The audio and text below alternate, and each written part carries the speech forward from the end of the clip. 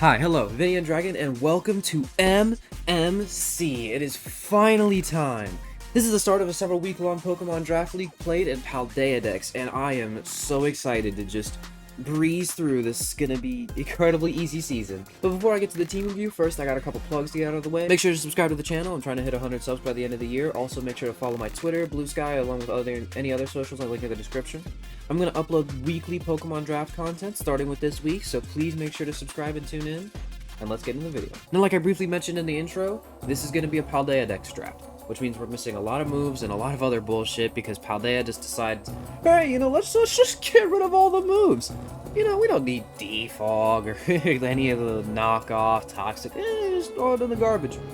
Plus, not to mention, it's also in Wi-Fi, which means we're not gonna disconnect. No, that's never gonna happen. Anyway, with all that out of the way, there are 14 coaches with a total of a top 8 top cut, so here's hoping, boys. Anyway, let's start off the draft recap by starting with our boy, Ursaluna Bloodmoon. Ursaluna Bloodmoon may be built like Kuma from One Piece, but he also hits incredibly hard.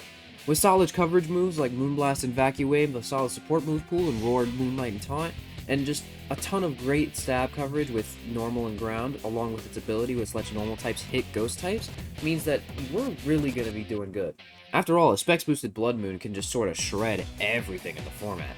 Plus, a lot of things that do resist that type of move would just get absolutely shredded from Ursaluna Blood Moon's ground moves. Plus, those ground moves also give a ton of support to the steel types that are going to help wall Kyurem in the future. Spoiler alert, I also have Kyurem on the team. Speaking of said Kyurem, oh boy is this good. I don't need to tell you how good Kyurem is, right? Like, I think we can all just kind of agree. Dragon Dance Sweeper, Scarfer and Specs user, access to Freeze Dry support, Earth Power, Flash Cannon, Stone Edge, just a ton of versatility in terms of offensive move pool. One of the most phenomenal mixed attackers with 130 in each stat, as well as a 90 speed tier. Kyurem is absolutely cooking in the kitchen. Anyway, I'm going to do these two at once because, oh boy, are they both boring. Rotom Wash and Glimmora. Alright, hang on. Let's actually wake up and talk about Rotom Wash and Glimmora. They're both really good. They're both bulky, they both have access to a ton of support stuff. Rotom Wash gets access to Volt Switch pivoting, and Glimmora gets access to Mortal Spin, as well as high damage poison and rock moves. Glimmora is one of the best hazard setters in the format, and even though Rotom Wash lost Defog, it's still definitely a very useful Pokemon. Next up after those two disasters, we have access to Tinkaton. Tinkaton has access to Stealth Rock as a bulky steel type, has a ton of good fairy moves, and is my first Terra Captain. Now, I didn't discuss the Terra rules at the beginning of this video, but basically, we have several Pokemon that we could select as Terra Captains. We have 3 types for them. I'm just gonna get this out of the way. I'll mention it when I talk about some of my worst Pokemon, but I don't really give a fuck about low-tier Terra. Some of these Pokemon just don't do anything, and being able to Terra them doesn't matter. However, Tinkaton is one of the exceptions. Having access to Steel, Water, and Ghost means that I'm definitely going to have a ton of defensive utility for my team. However, speaking of a Terra that doesn't matter, we have the biggest bird. Yeah, Swano's a goose. But not like a strong goose, kind of like those goose you see at the park that you just kind of want to beat the shit out of, but they're kind of crazy, so you don't. But hey, unlike other geese, we can actually let this one drive the bus, because, ooh boy, is he actually kind of decent. He's a bulky water with access to Defog, and also is a ground immunity for all the people weak to ground I'm going to discuss in this video. Swana's bulk is middling, to say the least, and all of its stats are kinda ass, but, Swana's got a good type coverage, and overall has decent moves, so it can probably wall Great Tusk. Maybe? Probably not. Alright, you know what? We need to save this draft. I've been talking about too many ass Pokemon back-to-back. So welcome in Cinderace. Cinderace is a draft staple for just a really, really good reason. It's really, really fast, hits like a truck, has access to all of the support move pool it could ever want, with access to Court Change as well as just type-changing Libero.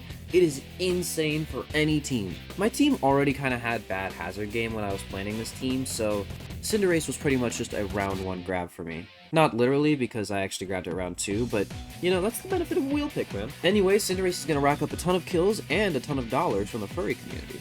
Anyway, enough about furries, let's get into breakdancers with Hitmontop. Hitmontop is an Intimidate user with access to Rapid Spin as well as a strong Technician move pool.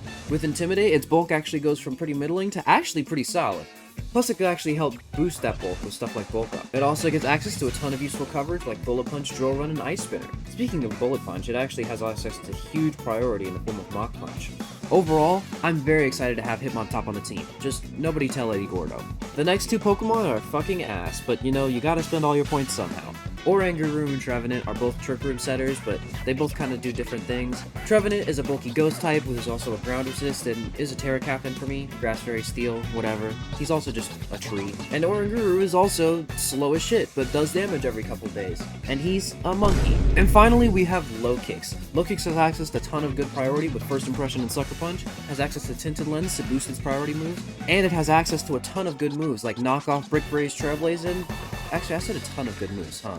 Overall, Low-Kicks offers a ton of offensive support that a lot of my team didn't have. Actually, that's a lie. A lot of my team had that too. Also, we have Gothorita with access to Shadow Tech. Overall, I'm incredibly proud of this team. This team is going to be able to absolutely rail anyone that stands in its way. Pause. And it's going to be able to absolutely take any sort of... Actually, pause. Oh my god. Innuendos aside, I do really appreciate this team. It has access to a ton of good hazard control, with Gamora being one of the best hazard setters in the format, as well as multiple rapid spinners and defoggers. It has access to a Trick Room mode with Oranguru and Trevenant if I ever want to bring them with Ursaluna Blood Moon. It has access to a ton of priority support to make up for the fact that Cinderace is the fastest Pokemon. It has access to strong moves from pretty much every single type in the game. And overall, I think I'm just going to be able to run train. Oh my god.